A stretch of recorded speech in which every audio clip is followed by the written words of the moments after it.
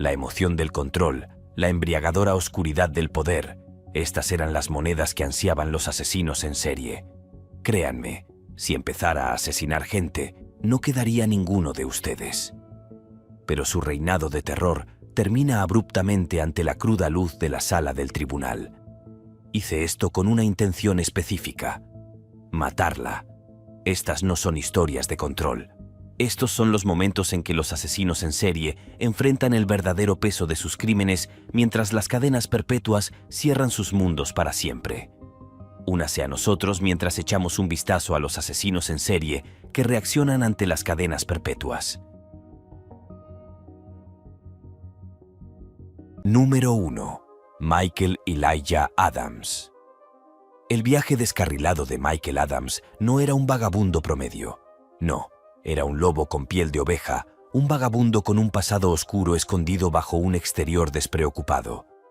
Mike comenzó joven, con solo 14 años, y escapó de una vida hogareña problemática y se descarriló.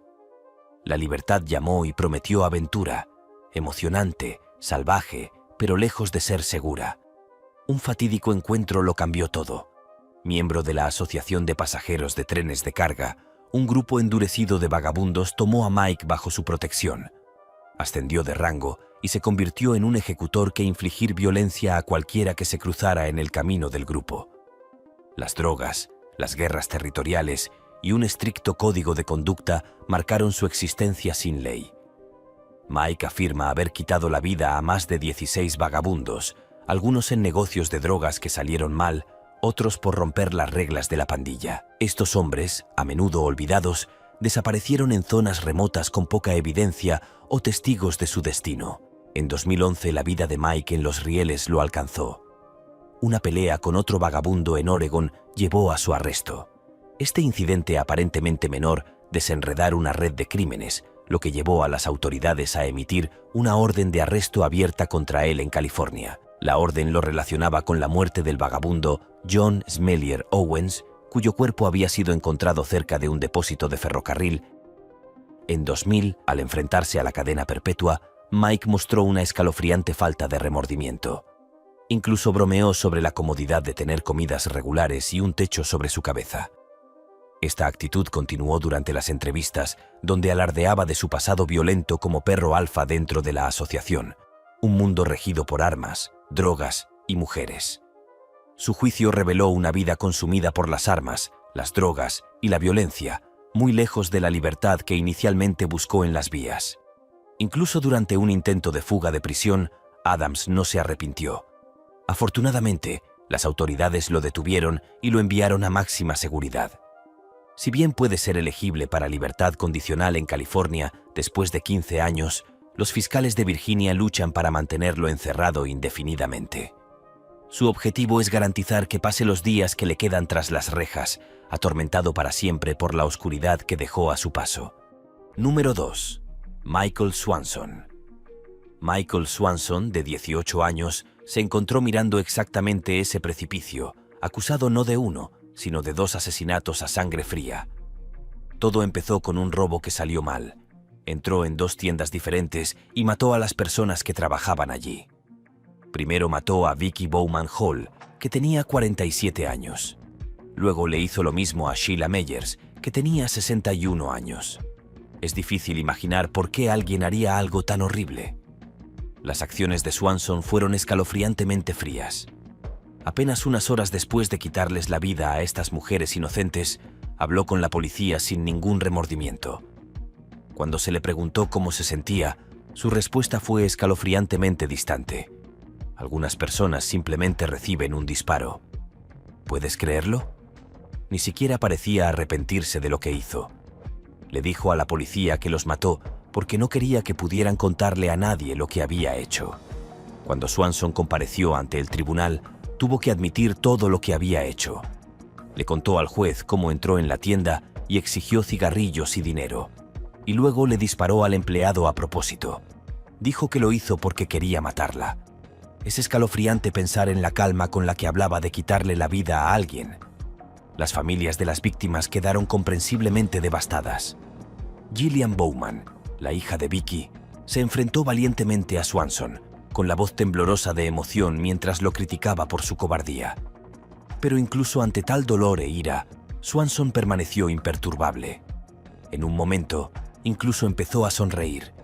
Pero el juez rápidamente cerró eso y le dijo que pasaría más tiempo en la cárcel si no dejaba de hacerlo. Es como si ni siquiera entendiera la gravedad de lo que hizo. El juez no se anduvo con rodeos cuando habló con Swanson. Le dijo directamente que era malvado y que no tenía sentido tratar de hacerle entrar en razón.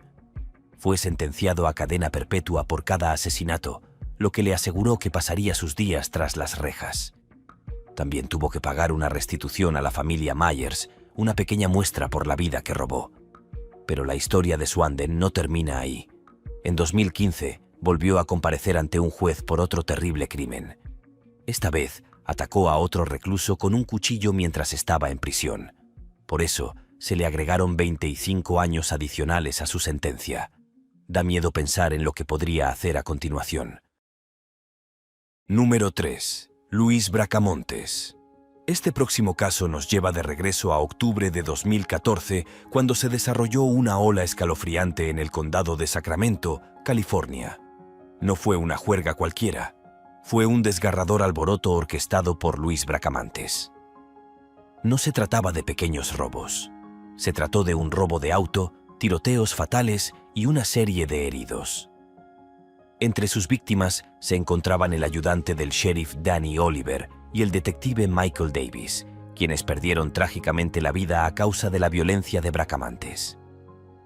Durante sus comparecencias ante el tribunal, Bracamontes mostró un comportamiento inquietante. Cuando el jurado pronunció su veredicto de culpabilidad, él respondió sorprendentemente con una sonrisa. Es incomprensible cómo alguien puede mostrar un desprecio tan insensible por las vidas que quitó y el dolor que causó. Para aumentar la atmósfera escalofriante, incluso amenazó a más oficiales, mostrando su total falta de remordimiento. Bracamontes no rehuyó sus atroces actos. De hecho, buscó activamente la pena de muerte, lo que demuestra su voluntad de afrontar las consecuencias más duras de sus acciones. Avance rápido hasta abril de 2018. La fase de sentencia del juicio trajo más caos. Mientras se leían las declaraciones sobre el impacto de las víctimas, Bracamontes estalló con arrebatos cargados de malas palabras, interrumpiendo el proceso. Su flagrante falta de respeto hacia las víctimas y sus familias solo aumentó la sensación de indignación. A pesar de su desafío, el tribunal dictó la pena máxima, la ejecución capital. Pero la historia no termina con Bracamontes. Su esposa, Janelle Monroy, también tuvo un papel en esta tragedia. Declarada culpable de ayudar a su marido, ella también enfrentó las consecuencias de sus acciones y recibió una larga sentencia de 50 años tras las rejas. Número 4. Terror en Kigali. Hemos oído hablar de motivos retorcidos, pero rara vez como este. En un caso impactante de 2023 años, un hombre ruandés de 34 años llamado Denis Kasung provocó escalofríos en la columna vertebral de todos. No se limitó a confesar haber matado a 14 personas, principalmente mujeres, sino que ofreció una escalofriante justificación que dejó a todos boquiabiertos. Imagínese entrar a una sala del tribunal y ver al acusado sonriendo tranquilamente. Así apareció Kasungu, acusado de asesinato, violación y robo. Si bien los detalles de los crímenes son sombríos, la forma en que salieron a la luz es aún más inquietante. La policía se topó con este horror después de que el propietario de Kasungu lo denunciara por impago de alquiler. Imagínese su sorpresa cuando descubrieron no solo uno, sino 12 cuerpos enterrados en su casa alquilada. Kasungu, sin embargo, confesó a otras 2 víctimas cuyos restos aún no habían sido encontrados. Pero lo que realmente provocó escalofríos fue su motivo. Kasungu afirmó que sus víctimas lo infectaron deliberadamente con VIH, sin ofrecer pruebas. Esta declaración alimentó el miedo y la confusión. ¿Fue un intento desesperado de justificar sus horribles actos o un vistazo a una mente profundamente perturbada? El reinado de terror de Kasungu no comenzó de la noche a la mañana. Supuestamente atraía a personas desprevenidas, en su mayoría de bares, a su casa en Kigali. Una mujer valiente incluso se presentó, y compartió en los medios locales cómo escapó por poco de sus garras. Para evadir aún más la detección, Kazungu usó diferentes nombres, tejiendo una red de engaños para ocultar su verdadera identidad. Afortunadamente, la justicia prevaleció. La declaración de culpabilidad de Kazungu aseguró que no saldría libre. Número 5. La bestia. Pero las cicatrices dejadas en las familias de sus víctimas y en la comunidad en general siguen siendo el rastro inquietante de la bestia. Durante años, una sombra acechó a Columbia, dejando a su paso un rastro de horror indescriptible. Cientos de niños desaparecieron y luego fueron encontrados brutalmente asesinados, con sus cuerpos esparcidos por las ciudades como escalofriantes recordatorios de un monstruo que acecha sin ser visto. Esto no fue obra de una secta satánica, como se sospechó al principio. Fue el reinado de terror desatado por un hombre llamado Luis Garavito. Garavito, apodado la Bestia, a menudo disfrazado de una figura amable, un vendedor ambulante, un trabajador de caridad o incluso un sacerdote, la sonrisa depredadora de Garavito golpeó un corazón rebosante de una oscuridad inimaginable. Atraía a sus víctimas, principalmente niños jóvenes, con promesas y golosinas, solo para someterlas a torturas, mutilaciones y abusos indescriptibles, cortando el cuello y a veces incluso decapitándolos. En vida, Garavito dejaba a sus víctimas en posiciones repugnantes, con sus cuerpos con las horribles marcas de su crueldad. Finalmente, en 1999, una fosa común que contenía los huesos de 36 niños provocó un efecto dominó. Los investigadores, inicialmente despistados, siguieron un rastro de pruebas que los llevaron directamente a Garavito. Pronto fue detenido por intento de violación. Se enfrentó a un juez que, sospechando más, le preguntó si era el asesino de 114 niños, cuyos cuerpos fueron encontrados en varias localidades colombianas. Para sorpresa de todos, Garavito confesó no solo esos asesinatos, sino muchos más. El número final superará los 190, consolidando su lugar como uno de los asesinos en serie más prolíficos del mundo. El remordimiento, si era genuino, llegó demasiado tarde. Pidió perdón, pero el daño ya estaba hecho. En una audiencia judicial, un rayo de humanidad brilló en medio de la oscuridad. Garavito pidió disculpas a las familias de sus víctimas. Quiero pedir perdón por todo lo que hice y lo voy a confesar. Sí, los maté. Y no solo esos, maté a otros, dijo. La justicia, sin embargo, parecía casi inadecuada. Aunque acusado de 172 asesinatos, solo fue declarado culpable de 138. Garavito fue sentenciado a la asombrosa cifra de 1 año de prisión, la más larga en la historia de Colombia. Sin embargo, las limitaciones de la ley limitaron su sentencia a 40 años. Esta cifra se redujo aún más a 22 debido a su cooperación en la localización de las víctimas. Incluso dentro de los muros de la prisión, Garavito permaneció aislado por temor a represalias por parte de otros reclusos. En 2021 se denegó una solicitud de liberación anticipada por buena conducta. Finalmente, el 12 de octubre de 2023 Garavito murió a la edad de 66 años. La bestia había desaparecido, pero las cicatrices que dejó en familias, comunidades y una nación siguen siendo un crudo recordatorio de la oscuridad que puede acechar dentro de personas aparentemente comunes. Número 6. Jeremy Christian. Subiendo a un tren ligero, lanzó insultos racistas y antimusulmanes a 2 jóvenes adolescentes negros. A medida que aumentaban las tensiones, otros pasajeros intervinieron y le rogaron a Christian que se detuviera. Pero en lugar de retroceder, Christian sacó un cuchillo, amenazó y finalmente apuñaló a 3 pasajeros. En apenas 12 segundos de brutalidad, Jeremy Christian quitó la vida a Ricky Best, un oficial retirado del ejército de 53 años, y a Taliesin Namkai Meche, de 23 años. Milagrosamente, Micah Fletcher, de 21 años, sobrevivió al ataque. El caos estalló cuando otros pasajeros persiguieron valientemente a Christian mientras llamaban a los servicios de emergencia. La policía lo detuvo rápidamente, pero incluso entonces mostró una escalofriante falta de remordimiento. Al jactarse de sus horribles acciones, la justicia buscó responsabilizar a Christian. Se enfrentaba a un juicio por 2 cargos de asesinato y 1 de intento de asesinato. A lo largo del proceso, su frialdad y falta de remordimientos sorprendieron a todos, llegando incluso a amenazar a un familiar de la víctima en el tribunal. Las familias de las víctimas compartieron valientemente su dolor y el impacto devastador que estos crímenes tuvieron en sus vidas.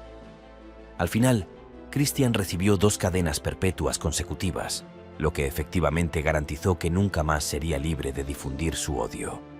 Surgieron pruebas de su turbulento pasado que revelaron agresiones previas y casos de discurso de odio. Se identificó como un nacionalista blanco y un extremista de extrema derecha, destacando los peligros de ideologías tan odiosas. Al reconocer la amenaza que representaba para la sociedad, el juez amplió su sentencia a otros 25 años más.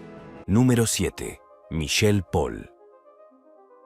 Fourniret, Francia y Bélgica fueron los escenarios de una escalofriante ola de crímenes que llegó a un punto crítico en 2003, cuando Michel Paul Fourniret fue capturado en su casa en Sarcostán, Bélgica. Su arresto se produjo tras un fallido intento de secuestrar a una niña de 13 años.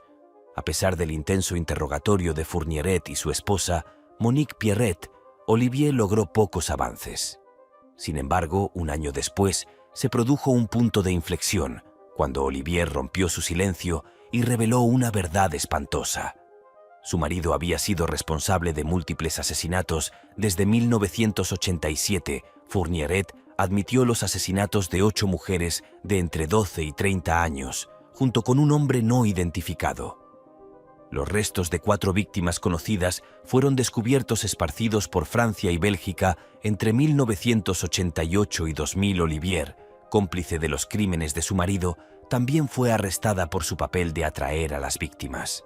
Sorprendentemente, se reveló que ella ayudó a Fourniret a buscar vírgenes a quienes luego atacaría y mataría. Esta escalofriante asociación los convirtió en una verdadera pesadilla para personas desprevenidas.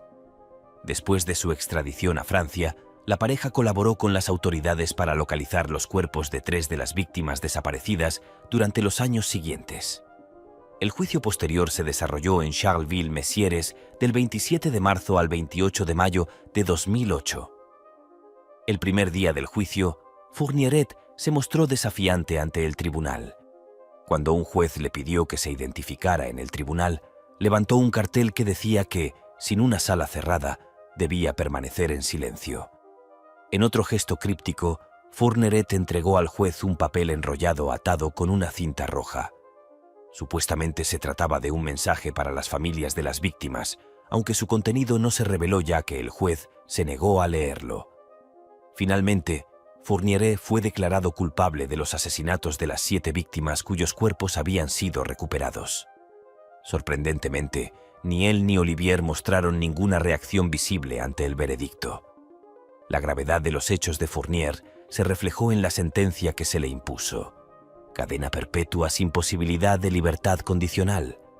Olivier, por su parte, recibió cadena perpetua con posibilidad de libertad condicional después de 28 años.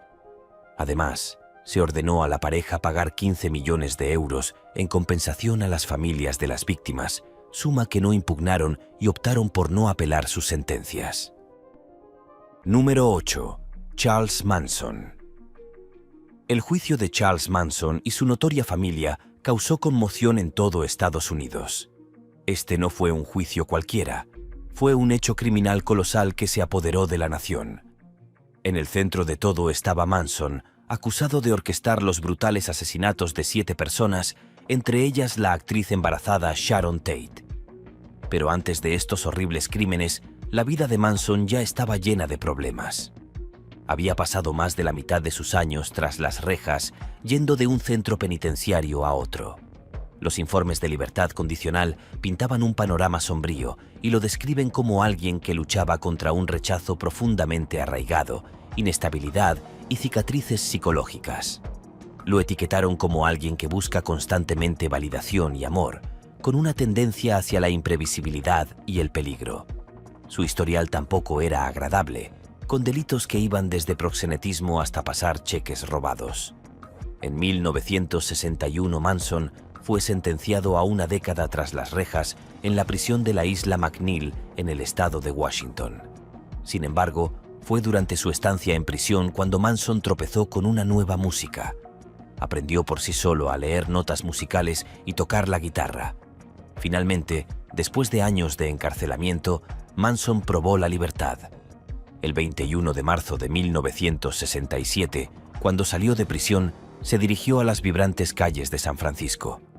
La escena de espíritu libre de San Francisco atrajo a Manson como una polilla a la llama. Reunió a un grupo heterogéneo de alrededor de 100 mujeres, en su mayoría mujeres jóvenes que se sintieron atraídas por su carisma. Impulsada por el LSD y las retorcidas interpretaciones de la música y la religión de Manson, la familia se mudó a un rancho remoto en California, quedando cada vez más aislada del mundo exterior. La retorcida ideología de Manson lo convirtió en una figura mesiánica para sus seguidores. Les inculcó una obediencia incondicional, preparándose para una violenta guerra racial que él imaginó. Esta deformada realidad culminó en una serie de asesinatos brutales, incluidos los infames asesinatos de Tate LaBianca, que dejaron a la nación en shock. Irónicamente, la captura de Manson no se debió a estos actos atroces. Él y sus seguidores fueron arrestados por destrozar un parque nacional mientras se escondían en el desierto. Sin embargo, el descubrimiento de su conexión con los asesinatos pronto los puso bajo un intenso escrutinio. El juicio posterior fue un espectáculo en sí mismo. El comportamiento de Manson se volvió cada vez más errático. Interrumpió el proceso e incluso amenazó al juez con un lápiz afilado. A pesar de haber sido inmovilizado por los agentes, Manson continuó lanzando amenazas violentas, mostrando su desdén por la autoridad. Para aumentar el espectáculo, Manson lanzó un álbum titulado Lie para financiar su defensa y disfrutó de la atención de los medios. Apareciendo ante el tribunal con una X tallada en la frente, algunas de sus seguidoras imitaron esto, afeitándose la cabeza y uniéndose a él fuera del tribunal. Con el tiempo, la X se transformó en una esvástica que simboliza su lealtad a la retorcida ideología de Manson. Durante todo el juicio, Manson y sus cómplices no mostraron ningún remordimiento y a menudo intercambiaron risitas y muecas. A pesar de sus intentos de manipular al tribunal, Manson fue declarado culpable e inicialmente condenado a muerte. Sin embargo, esta fue posteriormente conmutada por cadena perpetua, donde permaneció hasta su muerte en 2017. Número 9. Asesino BTK. A veces te preguntas cómo alguien puede llevar una doble vida, ¿verdad? Bueno, te presento a Dennis Rader, también conocido como el asesino de BTK. Durante el día era el padre de familia promedio y tenía un trabajo en una empresa en Wichita, Kansas. Pero por la noche se transformó en un monstruo, aterrorizando a la comunidad durante casi 2 décadas. El apodo de BTK significa atar, torturar, matar, su espantoso método de operación. Pero aquí está la parte escalofriante. Rader no solo llevó a cabo sus atroces actos en secreto. No, tenía un retorcido sentido de bravuconería, burlándose de las autoridades y enviando cartas crípticas a los medios de comunicación locales. Dentro de esas cartas había recuerdos espantosos de sus crímenes, como fotografías e incluso un rompecabezas de palabras. Y escuche esto, incluso dejó pistas para los investigadores, llevándolos a una especie de búsqueda del tesoro retorcida. En 2004 el reinado de terror de Rader volvió a atormentar a la comunidad cuando resurgió. Esta vez, sin embargo, la tecnología lo alcanzó. Las cintas de seguridad mostraron su jeep cerca de algunos de los lugares donde dejó sus siniestros paquetes, y fue un disco de computadora escondido en uno de esos paquetes lo que finalmente llevó a la policía a la puerta del estafador. Bueno, más exactamente, a su iglesia. Imagínese el shock cuando le pusieron las esposas. No era ningún personaje turbio de las afueras de la ciudad. Era su vecino, el tipo que cantaba himnos en el servicio dominical. El arresto de los asaltantes sacudió a la comunidad hasta lo más profundo. Un avance rápido hasta el 25 de febrero de 2005, el día en que la fachada de Rader se derrumbó para siempre. Fue acusado oficialmente de 10 cargos de asesinato en primer grado. Amigos, vecinos y miembros de la iglesia no podían entenderlo. El hombre que conocían, el que cortaba el césped y saludaba con la mano, ahora era tildado como uno de los asesinos más notorios de la historia de Estados Unidos. Pero la cosa no terminó ahí. En junio de ese mismo año, Rader compareció ante el tribunal y se declaró culpable de todos los cargos. Y como si sus crímenes no fueran lo suficientemente horribles, la forma en que los describió en el tribunal provocó escalofríos en todos. Ni un atisbo de remordimiento, ni siquiera una pizca de emoción. Ahora bien, quizás te preguntes sobre la justicia, ¿verdad? Bueno, debido a que Rader cometió sus atrocidades antes de que Kansas restableciera la pena de muerte en 1994, fue condenado a 10 cadenas perpetuas, sin libertad condicional, sin posibilidad de salir libre alguna vez, solo toda una vida tras las rejas en el Centro Correccional de El Dorado, donde con suerte pasará el resto de sus días pagando por el dolor que infligió a tantas vidas inocentes. Número 10. Levi Bellfield. Infunden terror en los corazones de las comunidades, dejando cicatrices que nunca sanan por completo. Levi Bellfield, uno de esos depredadores, merodeaba por las calles con malas intenciones. En 2002, Bellfield secuestró y asesinó a Millie Dowler, de 13 años, cuando regresaba a casa desde la escuela en Surrey. Apenas un año después, atacó brutalmente a Marcia Louise McDonnell, de 19 años, golpeándola con un martillo después de que ella se bajara de un autobús en Hampton. Su depravación no se detuvo ahí. Intentó matar a Kathy Sheedy, de 18 años, embistiéndola con su coche, y luego se cobró la vida de Amélie Delagrange, de 22 años, en Twickenham. A pesar de estar bajo vigilancia policial, Bellfield circulaba descaradamente en su camioneta, acechando cerca de las paradas de autobús y aprovechándose de chicas jóvenes. Su reinado de terror llegó a su fin el 22 de noviembre de 2004, cuando fue arrestado bajo sospecha del asesinato de Amélie Delagrange. Puede que la justicia haya sido lenta, pero al final se hizo justicia. El 25 de febrero de 2008, más de 3 años después de su último ataque, Bellfield fue declarado culpable de los asesinatos de McDonnell y Delagrange, así como del intento de asesinato de Sheedy. Al día siguiente, recibió cadena perpetua con orden de cadena perpetua, pero se negó cobardemente a asistir al tribunal. Citando una cobertura periodística injusta, el juez Wilkie condenó a Bellfield como un asesino cruel y despiadado y lamentó su ausencia en el tribunal para enfrentar sus crímenes y recibir su sentencia. Sin embargo, la historia no terminó ahí. Desde su celda de prisión, Bellfield comenzó a confesar otros crímenes, admitiendo asesinatos y violaciones de los que no había sido acusado. Si estas confesiones fueron genuinas o un intento retorcido de manipular aún más a las familias de sus víctimas, sigue siendo un escalofriante interrogante. Número 11.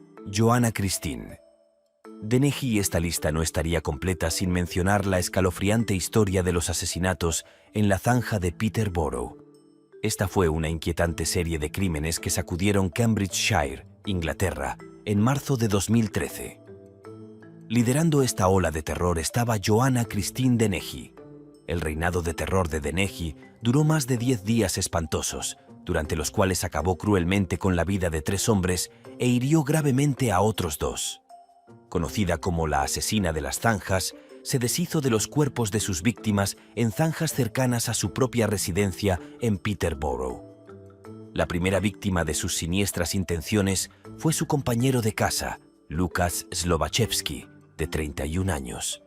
En el lapso de una sola semana, se cobró la vida de 2 víctimas más, John Chapman, de 56 años, y su amante de 48 años, propietario Kevin Lee. Pero la sed de violencia de Dennehy no se detuvo ahí. En un inquietante giro de los acontecimientos, atacó al azar a 2 hombres más antes de ser capturada. Más tarde se refirió a estos actos atroces como moriscos y divertidos. En espera de juicio, Dennehy se vio confinada a segregación dentro de H.M. Prison Bronzefield, una instalación de alta categoría de seguridad ubicada en Surrey. Fue aquí donde el personal de la prisión se topó con un escalofriante plan de fuga detallado en su diario. En este inquietante plan, Deney planeó eliminar o dañar gravemente a un funcionario de prisiones. La gravedad de este complot llevó a las autoridades a tomar medidas drásticas, lo que resultó en el aislamiento de Deney. En noviembre de 2013, Deney admitió su culpabilidad por los 3 asesinatos y 2 intentos de asesinato, una medida que no sorprendió a su hermana María, quien creo que lo hizo para controlar la situación. Le gusta que la gente sepa que ella es la jefa de la prisión H.M. Bronsfield. El estado mental de Deney fue evaluado posteriormente por psiquiatras que le diagnosticaron trastornos psicopáticos, antisociales y límite de la personalidad. El juicio comenzó en el Old Bailey de Londres, donde el comportamiento de Deney llamó la atención. Se la pudo ver riéndose durante el procedimiento y afirmando con confianza: «Me declaré culpable y eso es todo». Cuando se le preguntó acerca de su declaración de desafío, Deney incluso se puso de pie en un momento y le dijo audazmente al juez presidente: «El señor juez Spencer, no quiero que nadie me controle. No quiero que mis abogados, la policía ni nadie me controlen». El 28 de febrero de 2014, el juez Spencer no se anduvo con rodeos al dirigirse a Deney, calificándola de asesina en serie cruel, calculadora, egoísta y manipuladora. Le impuso cadena perpetua con una orden adicional de que nunca sería liberada. Citando la premeditación evidente en cada asesinato, Spencer notó además las tendencias sadomasoquistas de Deney y su aparente falta de emociones humanas típicas.